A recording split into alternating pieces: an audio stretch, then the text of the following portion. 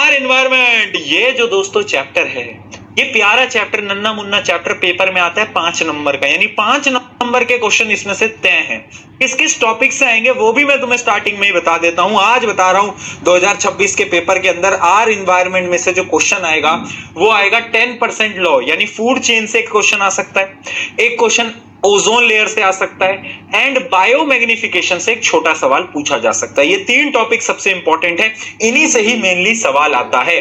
अब इस चैप्टर को पूरी तरीके से स्टार्ट करते हैं by the term environment. By the term environment, यार मैं एक चीज ढूंढ रहा हूं और मुझे वो मिल रहा है।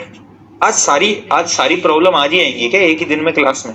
चलो, तो एनवायरनमेंट बेटा क्या होता है सबसे पहले वो समझने की कोशिश करो। एनवायरनमेंट इज बेसिकली सराउंडिंग, हमारे आसपास में ये जितना भी नेचर है, ये जो सराउंडिंग है, इसको हम क्या बोलते हैं? एनवायरनमेंट। फॉर एग्जांपल आज मैं राजस्थान में रह रहा हूं, मैं दिल्ली में रह रहा हूं, तो यहाँ का एनवायरनमेंट है ये, है ना? तो एनवायरनमेंट क्या है? हमारी सराउंडिंग। बहुत सिंपल सी बात है, right? So what is environment? क्या होता है बेटा एनवायरनमेंट? तो environment refers to the surrounding and condition in which organism और community of the organism live. यानी ये जो कंडीशन है ना, ये हमारी क्या है? हमारी सराउंडिंग है, जो हम जिसके चारों तरफ जो हमारे है, ठीक है? तो वो क्या है? वो सराउंडिंग है, ठीक है? हैबिटेट क्या होता है? हैबिटेट एक ऐसी प्लेस होती है एनवायरनमेंट के अंदर जहां पर आप रहते हो। फॉर एग्जांपल मैं राजस्थान के एक शहर में रह रहा हूं, तो मेरा हैबिटेट मेरे उस शहर में मेरा घर है, तो वो घर क्या है? मेरा हैबिटेट हो गया जहां मैं रह रहा हूं। जबकि एनवायरनमेंट क्या है? एनवायरनमेंट है पूरी की पूरी सराउंडिंग जो कि मेरे आसपास में है, राइट? ठीक है, बहुत बढ़िया। अब उसके बाद आ जाती है तीसरी चीज और सबसे इंपॉर्टेंट चीज जो कि है इकोसिस्टम। अब भैया ये इकोसिस्टम क्या होता है बताओ? What is ecosystem?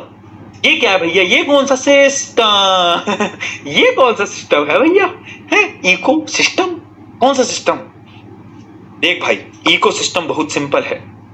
इकोसिस्टम बहुत सिंपल है। क्या होता है ecosystem? It is very simple.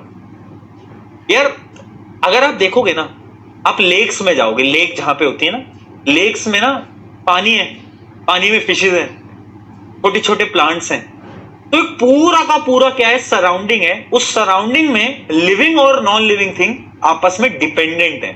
देखा है आपने? यार पानी है तो फिशेज हैं, फिशेज लिविंग है, पानी नॉन लिविंग है। यानी इकोसिस्टम क्या होता है? एक ऐसा सिस्टम है जिसमें both living organism and non living organism एक दूसरे पे डिपेंडेंट होते हैं, उसको हम बोलते हैं इकोसिस्टम, ठीक है? An ecosystem includes both biotic तुम्हें पता ही है, biotic and abiotic component like sunlight, air, water, soil, temperature, ठीक है? इस सिस्टम में क्या होता है कि बायोटिक अबायोटिक सबके सब एक दूसरे पे क्या होते हैं?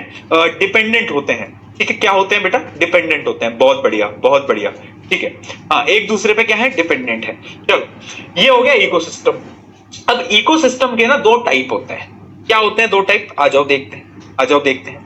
इकोसिस्टम का पहला टाइप है नेचुरल इकोसिस्टम, अरे जो कि नेचर ने बनाया भैया है, और एक है आर्टिफिशियल इकोसिस्टम जो कि हमने बनाया भैया है, हमारी आदत है भाई, हम तो कुछ भी बना। एक बच्चा लिख रहा है मारुति इको, ये वो वाली इको है क्या? अरे तू पागल वागल है क्या भाई? मारुति इको कौन लिखा है? ठीक है, तो इकोसिस्टम 2 टाइप के, नेचुरल, आर्टिफिशियल। अच्छा, नेचुरल क्या है? जो कि नेचर में बने, आर्टिफिशियल जो कि हमने बनाए। नेचुरल में क्या होते हैं? जैसे कि डेजर्ट क्या है? इकोसिस्टम है। ग्रासलैंड समझते हो ना, जैसे पहाड़ी इलाका होता है उसको हम ग्रासलैंड बोलते हैं। एक होता है फॉरेस्ट, जो कि घने जंगल होते हैं, उनको हम बोलते हैं फॉरेस्ट। ये क्या है? Natural ecosystem. बट आर्टिफिशियल जो हम बना रहे हैं, जैसे इक्वेरियम हम बनाते हैं ना भाई, अरे इक्वेरियम हम बनाते हैं, हाँ कि ना, है ना? हम बना रहे हैं। अच्छा, फार्मिंग जो हम करते हैं, हमारी जो क्रॉप्स की फील्ड होती हैं, वो नेचुरल होती है या फिर आर्टिफिशियल होती है? बताओ भैया। आर्टिफिशियल होती है। क्यों होती है आर्टिफिशियल? कुछ भैया, आर्टिफिशियल इसलिए होती है ना क्योंकि ना हम उसमें फर्टिलाइजर्स डालते हैं, पेस्टिसाइड डालते हैं, यानी ह्यूमन का इंटरेक्शन होता है, इसलिए आर्टिफिशियल के अंदर क्या आता है? क्रॉप्स आती हैं, ठीक है? उसके अलावा क्या आती है? बोलो। हाँ, इक्वेरियम आता है। बहुत बढ़िया, ठीक है। सब बच्चे चैट में स्वादली लिख रहे हैं। क्या है स्वादली? किसी को नहीं पता क्या है आखिर स्वादली? What is स्वादली? इतनी जल्दी तुम्हें पता भी चल गया? इंस्टाग्राम पे थोड़ी देर पहले तो रील डाली है और तुमको पता भी चल गया क्या है स्वादली? किसी को नहीं पता दोस्तों। 18 तारीख को मिलकर बताएंगे। वो तो कहाँ मिलेंगे वो नहीं बताऊंगा, वरना बहुत सारे लोग आ जाएंगे तो दिक्कत हो जाती है फिर। एक दिन पहले बताऊंगा।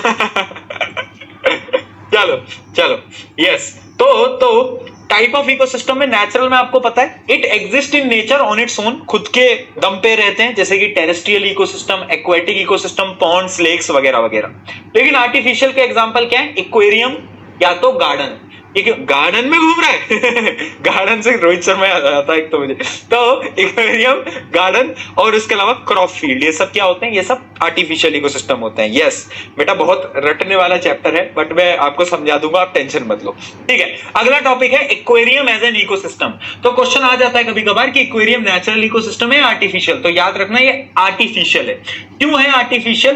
क्योंकि यार इकोसिस्टम के ना कुछ पार्ट्स होते हैं और वो पार्ट्स आर्टिफिशियल इकोसिस्टम के पास नहीं होते।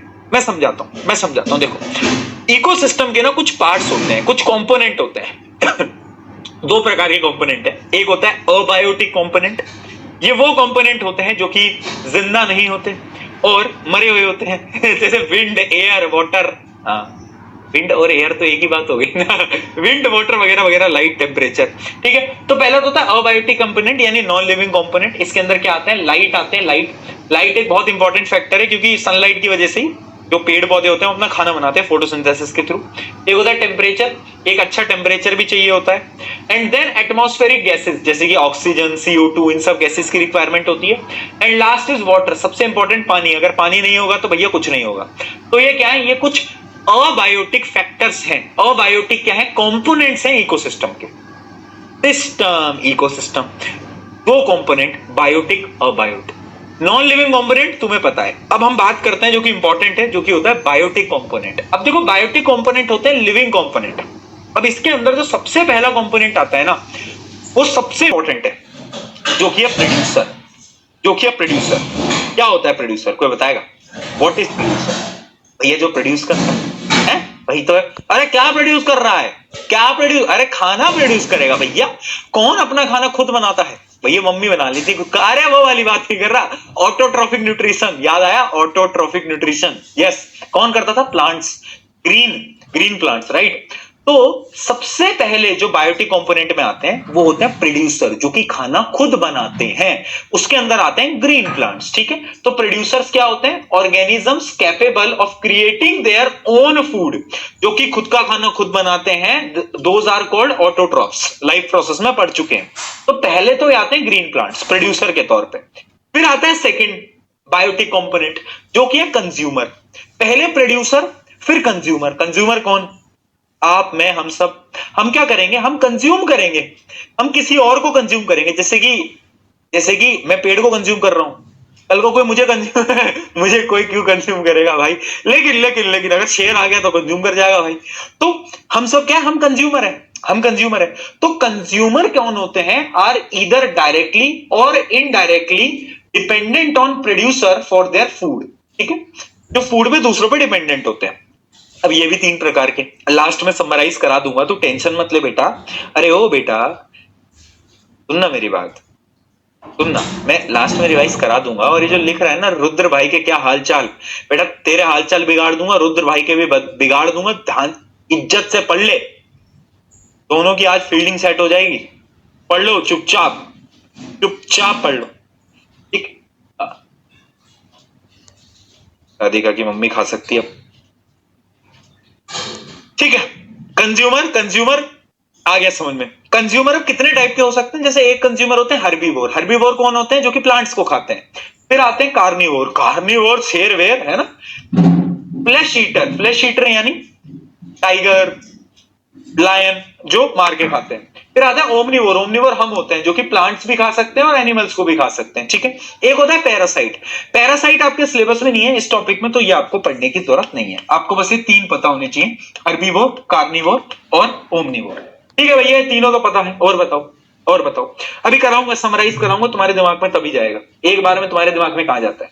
फिर आता है डीकंपोजर, प्रोड्यूसर, कंज्यूमर, डीकंपोजर क्या करता है? डेड एंड डीकेइंग मटेरियल को डीकंपोज करेगा और उसकी जो न्यूट्रिएंट्स है ना, उसको नेचर में डाल देगा। फॉर एग्जांपल बैक्टीरिया, कोई भी अगर जानवर मर जाता है तो थोड़े टाइम में वो डिकम्पोज होता है, स्मेल आने लगती है, देखा है? तो उसके जो न्यूट्रिएंट्स होते हैं वो सारे सॉइल में चले जाते हैं। कौन करता है काम? बैक्टीरिया करता है, तो उसको हम बोलते हैं decomposer. Decomposer are the organism that derive nourishment from dead and decaying organic material। ठीक है, जो डेड एंड डीकेइंग वाले होते हैं उनसे वो क्या करते हैं? न्यूट्रिएंट्स को अब्सॉर्ब कर लेते हैं। अब ये जो डिकम्पोजर होते हैं ना, क्वेश्चन बार बार पूछा जाता है, व्हाई डिकम्पोजर आर इंपॉर्टेंट? तो दो इंपॉर्टेंस इनकी याद रखना इंपॉर्टेंट है। डबल ट्रिपल स्टार लगा लो डिकम्पोजर की इंपॉर्टेंस पे। देखो, पहला, assisting in reducing organic waste. Imagine करो, यहां पे किसी की डेथ हो गई, यहां पे किसी की डेथ हो गई, अगर डिकम्पोजर नहीं होंगे, मैं जानवरों की बात कर रहा हूं, इंसानों की बात नहीं कर रहा, अगर डिकम्पोजर नहीं होंगे तो इतनी वेस्ट हो जाएगा ना, मतलब लैंड पे हर जगह गंदगी गंदगी गंदगी गंदगी होगी। क्यों? क्योंकि यहां पे किसी चूहे की डेथ हो गई, यहां पे किसी बिल्ली की डेथ हो गई, समझ रहे हो ना? तो इसलिए डिकम्पोजर सबसे पहले तो एनवायरमेंट को क्लीन करता है, पहला स्टेप। दूसरा, cleaning the environment by breaking down decaying, ये तो हो गया पहला कि एनवायरमेंट को क्लीन करता है। और दूसरा इसका पॉइंट क्या है? ये न्यूट्रिएंट्स को, वो जो डेड एंड डिकेइंग मटेरियल है उसके न्यूट्रिएंट्स को सॉइल में क्या करता है? डालता है। ठीक है, assisting reducing organic waste and replenishing soil nutrient, यानी जो सॉइल के न्यूट्रिएंट है उनको वो उठाता है, उसमें से बैक्टीरिया, ये डिकम्पोजर, और सॉइल में वापस डालता है। मुझे ये बताओ, क्या तुम्हें ये दोनों रोल समझ आएगा? पहले तो ये बता दो, अगर समझ आए तो पी के लिख दो। देखो भैया, होता है दो टाइप का, नेचुरल बात कर लूं या तो मैं मैन मेड की बात कर लूं। नेचुरल में आपको एग्जांपल पता है, मैन मेड के एग्जांपल याद रखना, एक्वेरियम, क्रॉप्स वगैरह वगैरह। ठीक है, अब यही जो इकोसिस्टम होता है, इस इकोसिस्टम के दो कंपोनेंट होते हैं, अबायोटिक, बायोटिक। अबायोटिक यानी जो नॉन लिविंग है, जैसे कि विंड, पानी, टेम्परेचर, गैसेस वगैरह वगैरह। बायोटिक में क्या है? बायोटिक में होते हैं तीन कंपोनेंट।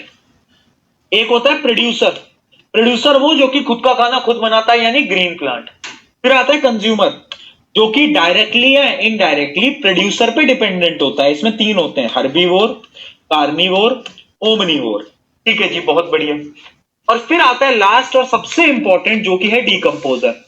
अब डिकम्पोजर क्या करता है? दो काम करता है। एक तो जो न्यूट्रिएंट्स होते हैं उनको सॉइल में वापस फेंक देता है, सॉइल को वापस से फर्टाइल बनाता है ना, न्यूट्रिएंट्स को रिप्लेनिश करता है, वापस से डालता है। और दूसरा, एनवायरनमेंट को क्लीन करता है। तो ये दो काम हो गए डिकम्पोजर के। ये थी पूरी कहानी इको